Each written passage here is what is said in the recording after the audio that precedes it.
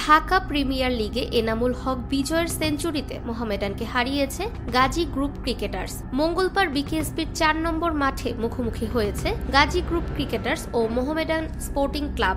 এই ম্যাচে দুজনেই করেছেন রানের সেঞ্চুরি। একদিকে এনামুল হক বিজয় দলকে টেনে থেমেছেন ১৪৯ রানে, অন্যদিকে তাসকিন আহমেদ পেয়েছেন ১০৭ রান। ডিপিএল-এ লিস্ট এ ক্রিকেটে এটাই ইনিংসে সবচেয়ে বেশি রান দেওয়ার রেকর্ড। মঙ্গলবার গাজী গ্রুপ ক্রিকেটার্স ৫ উইকেট হারিয়ে তুলেছে ৩৩৬ রান। এই রানের জবাব দিতে যেয়ে মাত্র ২৭১ রানেই অল আউট হয়েছে মোহামেডান। গাজী গ্রুপের দুজন পেয়েছেন 50। ১৪৩ বলে ৪ ছক্কা ও ১২-৪-এ ১৪৯ রান করেছেন এনামুল। ২৯ বলে তোফায়েল করেন ৬৩ রান। তার আগে ৭৫ বলে ৬০ করেন ওপেনার সাদিকুর রহমান।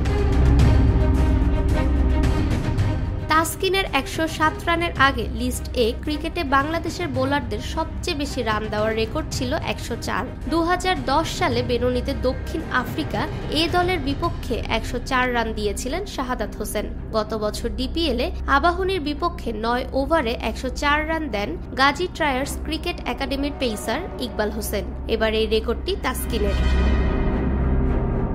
ফাহমিদা বিনতে আনোয়ার, নিরপেক্ষ নিউজ ডেস্ক, ঢাকা।